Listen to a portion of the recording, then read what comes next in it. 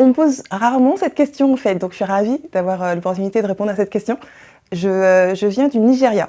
Je viens du Nigeria et en particulier du Biafra, la région du Biafra, que mes parents ont choisi de quitter après la guerre pour arriver en France. J'ai grandi en France, dans la Sarthe, où je suis arrivée à l'âge de 1 an. C'est là que j'ai passé la majorité de mon enfance, jusqu'à ma classe prépa. Ensuite, je suis partie faire mes études à Bordeaux. Je crois que vraiment mes ambitions, quand j'avais 20 ans, elles se résumaient autour de l'international. Je crois que j'ai été vraiment beaucoup influencée par la culture américaine. J'ai dû regarder beaucoup de séries américaines, écouter beaucoup de musique. Et pour moi, à 20 ans, mes ambitions, c'était comment est-ce que je pouvais aller depuis là où j'étais jusqu'à très loin, et jusqu'aux États-Unis. J'ai très vite réalisé en fait cette ambition-là, puisque même l'été de mes 20 ans, je suis partie, j'ai eu l'opportunité de partir 3 mois aux États-Unis. Ça a été une expérience incroyable, hyper marquante pour moi, pour toute ma vie. Et en fait, au final, j'ai passé une dizaine d'années aux États-Unis. C'était dur. C'était assez dur. C'était assez dur, surtout que je ne l'avais pas vraiment vu venir. J'avais l'impression de m'être très bien préparée. Au moment où j'ai eu mon premier enfant, mon fils, j'étais en cabinet de conseil. Je travaillais chez Accenture à Paris. J'adorais mon job. Je me donnais à 200%. Et vraiment, je ne voyais pas en quoi l'arrivée de ce premier enfant allait changer quelque chose. Tout marchait très très bien pour moi. Je savais qu'il fallait que je m'organise. J'avais une manager qui parlait beaucoup de son organisation à elle. Alors elle avait 2 nounous. C'est quelque chose qui m'avait vraiment marqué à l'époque. Elle avait la nounou de jour, la nounou de nuit. Et je m'étais dit, j'espère ne jamais arriver à ce besoin-là, mais clairement, je savais qu'il fallait que je sois vraiment hyper organisée sur la partie accompagnement des enfants, école et logistique, etc. Et j'ai vraiment pris ce sujet-là hyper au sérieux. J'ai eu l'impression d'avoir très bien organisé tout ça. Et j'avais aucun problème à reprendre mon ordi le soir, quand mon fils était couché, pour continuer ma journée de travail.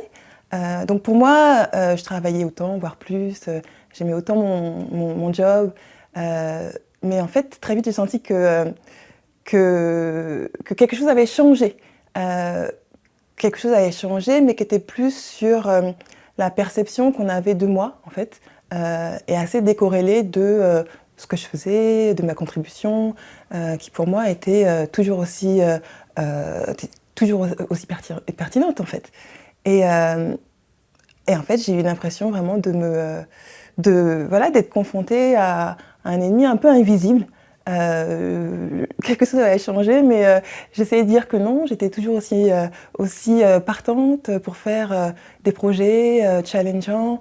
Et en fait, je sais pas, je pense que j'ai pas su venir ce changement-là, en tout cas dans le regard de mes employeurs. Et au final, à l'arrivée de ma 2e grossesse, j'ai décidé de quitter la société.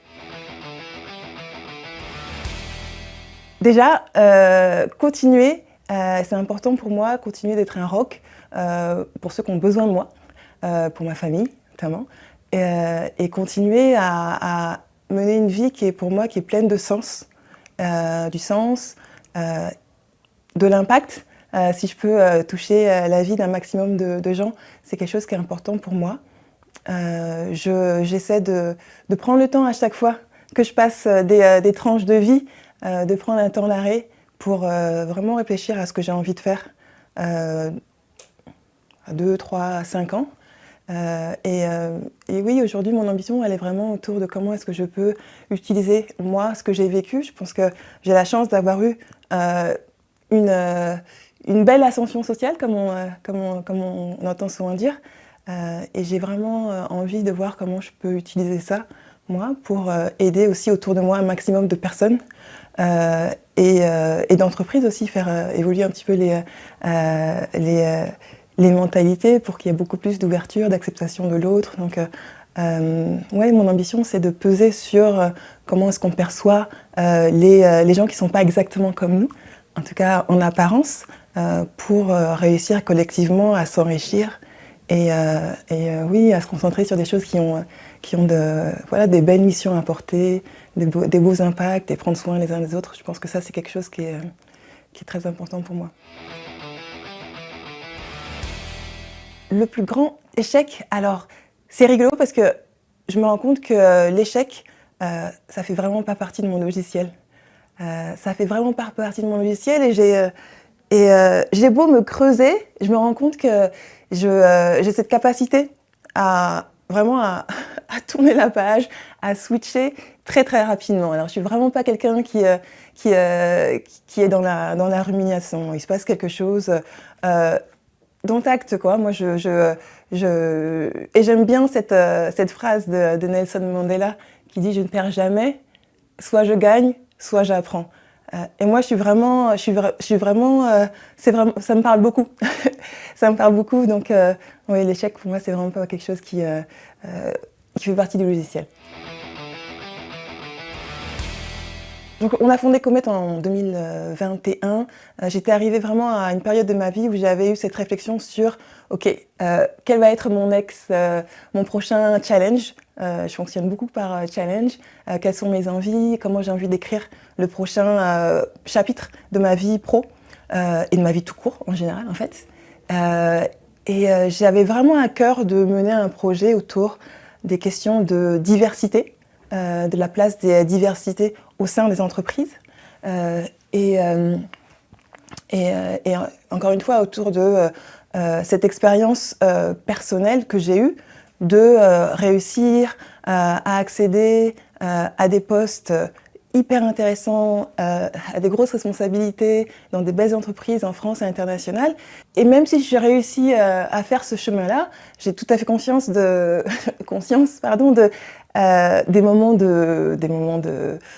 difficiles, en fait, des moments où je me suis sentie particulièrement seule, des moments où je me suis sentie aussi pas vraiment équipée, outillée pour comprendre les codes, pour décrypter des situations. Je pense, voilà, et au moment où on s'est rencontrés avec Anne-Sophie et Célia, on s'est vraiment retrouvés sur les challenges que rencontrent les femmes quand elles accèdent aux responsabilités dans des entreprises. En parallèle, on avait chacune fait l'expérience de la puissance des réseaux. Donc, on vivait toutes les trois à cette époque où on s'est rencontrés à New York. Et une ville qui a une énergie juste incroyable et avec vraiment des réseaux qui sont magnifiques humainement, avec des personnes qui sont vraiment là pour se tirer vers le haut, vraiment aller beaucoup plus loin dans l'entraide, mais vraiment avoir un vrai impact sur les personnes qu'on rencontre pour vraiment les tirer vers le haut. Donc cette réussite, vraiment cette notion de communauté qui favorise la réussite collective en fait. Donc le projet Comet, il est vraiment né comme ça et quand on est rentré, quand on a commencé à travailler le projet depuis New York, ça c'était en 2020, on a dû adapter avec la pandémie et on est rentré à Paris toutes les trois quasiment en même temps et on a lancé le projet au départ sur un petit groupe de personnes depuis la France. Donc on a commencé avec une trentaine de femmes C-level et aujourd'hui Comet c'est bientôt 300 femmes leaders qu'on accompagne.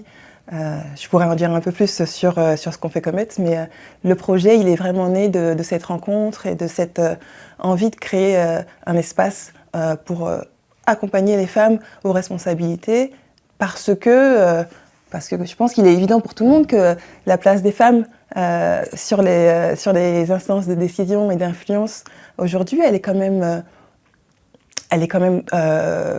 très, très, très limitée. Les femmes sont encore trop peu présentes.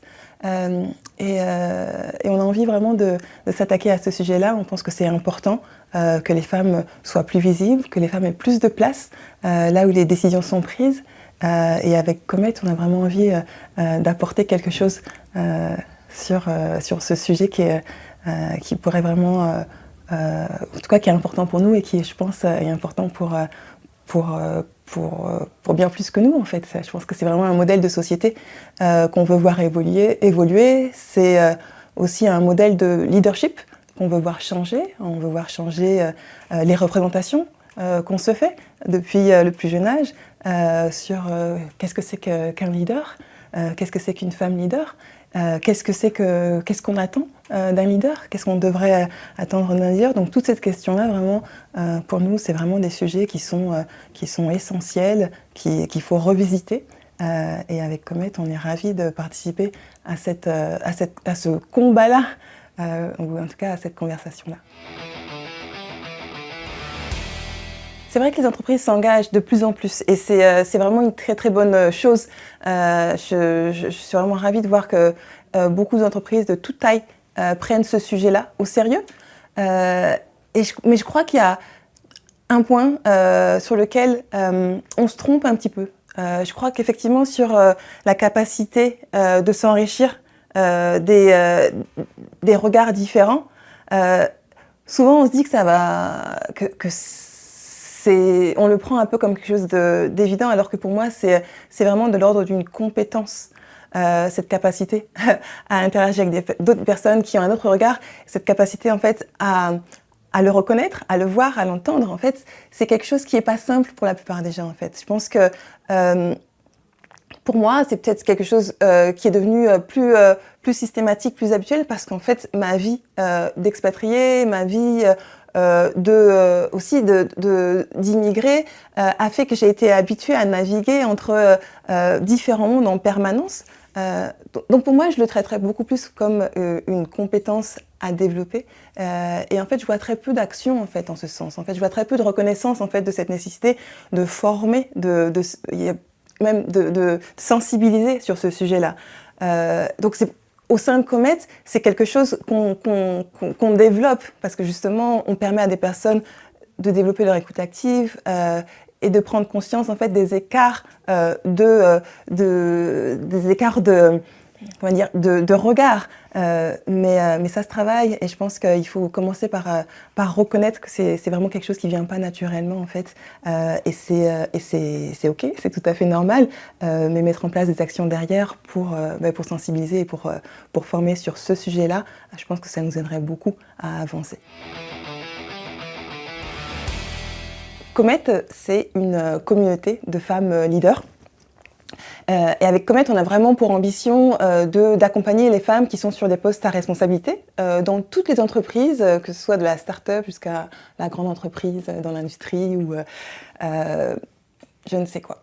Donc vraiment, l'idée de créer une communauté multisectorielle de femmes, donc il y a une vraie notion de s'enrichir de la diversité. Pour créer une communauté forte avec des femmes qui sont sur des gros enjeux et qui aujourd'hui n'ont pas vraiment d'espace pour échanger, pour se rencontrer et pour apprendre les unes des autres. Donc concrètement, nous, avec Comet, ce qu'on fait, c'est qu'on permet à ces femmes de se constituer ce qu'on appelle un board personnel. Donc c'est vraiment l'idée de Personal Board of Advisors. Et en deux mots, qu'est-ce que c'est? C'est l'idée de constituer un safe space, un espace restreint où elles vont pouvoir se constituer un réseau d'alliés resserrés, donc un groupe de 8 à 10 femmes qui sont des femmes qui sont donc d'autres entreprises, qui sont sur d'autres fonctions, mais qui vont être confrontées à des problématiques similaires. Donc on leur concocte ce safe space et c'est vraiment le cœur de l'accompagnement qu'on propose au sein de Comet et c'est vraiment ça qui va leur permettre d'apprendre les unes des autres, de s'inspirer les unes des autres, de se soutenir mutuellement. Et ça, c'est vraiment un cercle vertueux qui va les aider à créer de la confiance, les aider à se sentir beaucoup plus légitimes, les aider aussi à passer à l'action de façon beaucoup plus efficace et aussi tout simplement les aider à avoir un espace de prise de recul qui est vraiment indispensable à toute femme qui est sur des postes à responsabilité. Donc c'est le cœur de Comet Et pour nous, ce qui est vraiment important, c'est dans l'ADN de Comet, c'est des valeurs fortes et sans quoi Comet ne pourrait pas fonctionner. Donc ces valeurs, c'est vraiment l'authenticité. Créer cet espace où on va vraiment pouvoir tomber les masques, avoir cette vulnérabilité qui permet de poser des questions, de partager ses doutes, d'aller chercher des autres approches pour apprendre. Cette authenticité est à la base de Comet. Le collectif, c'est une valeur hyper importante pour Comet. Pour nous, vraiment, la réussite, elle est là quand elle est vraiment collective. Donc, j'adore cette idée de se dire que quand je réussis, quand tout le monde réussit. Donc ça, c'est vraiment important pour nous. Et l'ambition professionnelle aussi, se réconcilier avec l'ambition. Et nous, chez Comet, on pense que c'est important d'avoir des femmes qui ont des ambitions fortes pour elles, pour transformer la société. Et c'est tout aussi important d'avoir un dispositif autour d'elles pour qu'elles puissent contribuer à leur échelle à changer les représentations du leadership, justement. Je pense que c'est difficile quand on est aux responsabilités de demander ouvertement de l'aide. C'est faire preuve de vulnérabilité, c'est pas évident. Je pense que c'est pas évident, mais en même temps, je suis convaincue que c'est souvent une preuve d'intelligence et même de courage, en fait, de faire preuve de vulnérabilité justement. Mais il ne faut pas le faire n'importe comment ni n'importe où. Et c'est pour ça que c'est important d'avoir des espaces, quand on parle de safe space, avoir un espace où on sait qu'on peut se montrer vulnérable et qu'il n'y aura pas de conséquences et qu'on va apprendre. Et surtout qu'en fait, le fait de se montrer soi vulnérable, c'est vraiment ça qui va vraiment créer des liens incroyables, des liens très très forts au sein de ce cercle de pairs. Et c'est la force de ces liens qui vont faire la force de ces boards. Et les leçons, elles sont souvent très utiles pour tout le monde quand une personne se montre vulnérable. Donc, importance d'avoir cette capacité à demander de l'aide. Ça s'apprend, c'est pas facile pour tout le monde. Souvent on a du mal, on n'a pas été éduqué à demander de l'aide. On pense souvent que c'est un signe de faiblesse. Donc important de réussir à avoir un espace où on s'éduque aussi à apprendre à demander de l'aide et on réalise à quel point c'est puissant pour toutes les personnes qui nous entourent. Je pense que ma plus belle réussite, c'est d'avoir réussi à concilier mes ambitions professionnelles et ma vie d'expatriée. J'ai passé beaucoup de temps en expatriation, en plusieurs expatriations. J'ai passé 15 ans en expatriation, donc c'est beaucoup, c'est une grande partie de ma vie, sur des périodes de 4 ans le plus souvent, sur différentes villes, différents continents. Et pour moi, j'aurais très bien pu choisir de mettre mes ambitions entre parenthèses, de me consacrer à d'autres sujets très importants et très nobles. Mais en fait, c'était pas moi. Moi, j'avais toujours eu besoin de profiter de mes expériences à l'étranger pour me challenger, pour apprendre, pour m'enrichir professionnellement. Et je crois que ça, c'est une belle réussite pour moi de me dire que j'ai eu des expériences incroyables que j'aurais jamais imaginé. En fait, à mes 20 ans, j'aurais jamais imaginé que j'allais partir à Washington et travailler dans une organisation internationale. J'aurais jamais imaginé que j'allais partir vivre à Cape Town, en Afrique du Sud, et travailler pour une entreprise sociale incroyable. Donc, j'ai adoré vivre toutes ces expériences et pour moi, c'est vraiment une chance incroyable de pouvoir se réinventer et en intégrant tous les challenges qui sont présents quand on arrive dans un nouvel environnement. Donc, assez contente et assez contente de ce que j'ai réussi à construire. C'est rigolo parce que je crois que le meilleur conseil qu'on m'ait donné, c'est un de mes managers que j'aimais pas trop en fait. Mais par contre, il m'a dit une fois, il me l'a dit en anglais, il m'a dit Done is better than perfect. Et en fait, il avait 100% raison. Je pense qu'il a touché quelque chose qui était vrai chez moi. Perfectionniste, super perfectionniste, et beaucoup dans la réflexion, beaucoup dans l'analyse. Et je pense qu'il avait raison. Je pense que le passage à l'action, c'était quelque chose que j'avais besoin de faire beaucoup plus. Et donc pour toutes les personnes qui sont un peu comme je le suis toujours un petit peu, un peu beaucoup dans la réflexion, un peu beaucoup dans faire des choses parfaites, magnifiques, lues, relues, relues, relues. Je pense que c'est vraiment très important d'apprendre à passer à l'action beaucoup plus. En tant qu'entrepreneur, on ne peut pas ignorer les questions d'impact. Je pense qu'il y a vraiment quelque chose qui se joue autour de la responsabilité environnementale, la responsabilité sociétale des entreprises. Pour moi, c'est un sujet important et je pense que c'est un sujet qui rattrapera tous les entrepreneurs, ne serait-ce que par l'apport des équipes, des personnes qui vont rejoindre ces entreprises et qui vont aussi interroger l'entreprise sur les questions de sens et sur les questions d'impact. Donc, je pense qu'il faut pas sous-estimer en fait l'importance de ce sujet-là. C'est peut-être un petit peu moins dans le hype que des sujets comme l'AI qui forcément vont nous impacter énormément et que je regarde beaucoup avec beaucoup d'intérêt. Mais je crois que les sujets d'impact sont des sujets qu'il faut regarder aussi avec beaucoup d'intention et d'anticipation. Le premier conseil, be kind to yourself. Donc vraiment, soyez indulgente envers vous-même. Ça, c'est quelque chose qu'on ne se dit pas assez. Et c'est quelque chose que moi, je dis tout le temps aux femmes que je rencontre. Soyez indulgente envers vous-même. Mais je crois que c'est quelque chose qu'il faut qu'on se répète presque tous les jours, en fait. Je crois qu'on est très, très exigeante envers nous-mêmes. Et on ne réalise pas l'étendue de ce qu'on porte. Souvent, c'est vraiment énorme. Donc, je crois que ça, c'est un premier conseil que je donnerais. Un autre conseil, ce serait accepter de vous tromper. Vraiment, ce serait cette notion de embrace failure, quoi. C'est pas grave de se tromper.